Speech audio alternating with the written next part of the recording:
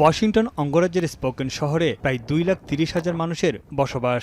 3,500 acre জুড়ে জ্বলতে থাকা দাবানলের হুমকির মুখে পড়েছে 4,000-এর বেশি স্থাপনা। ধীরে ধীরে দাবানল গ্রাস করছে বনাঞ্চল সহ আশপাশের লোকালয়। চারপাশে জ্বলছে আগুন, আকাশে ধোঁয়ার বিশাল কুণ্ডলী। দাবানলের মৌসুম ভয়াবহ রূপ ধারণ করায় অঙ্গরাজ্য জুড়ে জারি করা হয়েছে জরুরি অবস্থা। এখন পর্যন্ত হতাহতের কোনো খবর পাওয়া যায়নি। আগুনের সূত্রপাত নিয়েও চলছে তদন্ত। 1 ডজনেরও বেশি সক্রিয় দাবানলে এরই মধ্যে পুড়ে ছাই 2.5 লাখ একরের বেশি বনাঞ্চল। নিরাপদ আশ্রয়ে সরিয়ে নেওয়া হয়েছে 60,000-এর বেশি বাসিন্দাকে।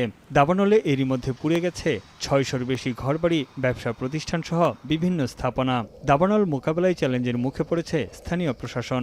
আবহাওয়া শুষ্ক থাকায় দাবানল আরও ভয়াবহ রূপ নেওয়ার শঙ্কা জানিয়েছেন ওয়াশিংটনের governor. So many Washingtonians who have literally lost everything in a very, very short period of time. Just in a matter of hours, their lives changed in deeply dramatic and fundamental ways. And so it's difficult to find words when folks have experienced a loss like that. শুধু Washington নয়, ভয়াবহ দাবানলের কবলে পশ্চিম Idaho এবং পূর্ব Oregon অঙ্গরাজ্য। দুটি অঙ্গরাজ্যে পুড়ে গেছে 3 লাখ একরের বেশি তৃণভূমি। আগুন নিয়ন্ত্রণে টানা 10 দিন ধরে আপ্রাণ চেষ্টা চালিয়ে যাচ্ছে দমকল কর্মীরা।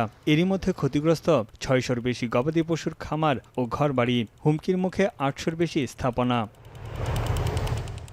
বজ্রপাতের কারণে আগুনের সূত্রপাত বলে ধারণা স্থানীয় কর্মকর্তাদের। এছাড়াও প্রবল বাতাসের কারণে আগুনের তীব্রতা ছড়িয়ে পড়ছে লোকালয়ে।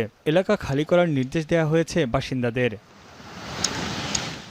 এছাড়াও ইউটা অঙ্গরাজ্যের একটি দাবানল সপ্তাহের ব্যবধানে দ্বিগুণ আকার ধারণ করেছে।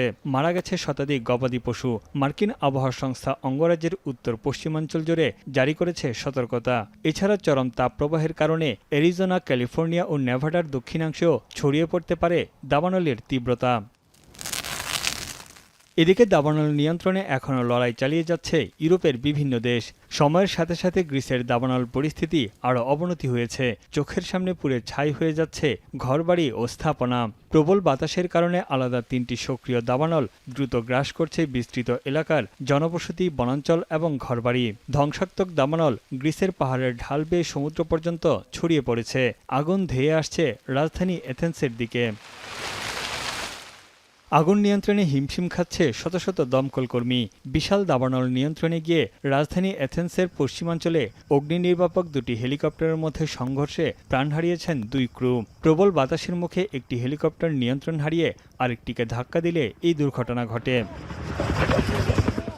এদিকে স্পেনে দাবানলের বিস্তার নিয়ন্ত্রণে আসার পর ফ্রান্সের একটি বিশাল দাবানল নিয়ন্ত্রণে আনার ঘোষণা দিয়েছে ফরাসি কর্মকর্তারা। তবে ক্ষয়ক্ষতি কাটিয়ে উঠতে পারেনি তারা। এরই মধ্যে ঘরবাড়ি হারিয়েছেন ফ্রান্স ও স্পেনের 3.5 লাখের বেশি মানুষ। মৌসুম শেষ না হয় ইউরোপ জুড়ে এখনও চোখ রাঙাচ্ছে দাবানলের তীব্রতা। তানভীর জানি, এখন বিশ্ব।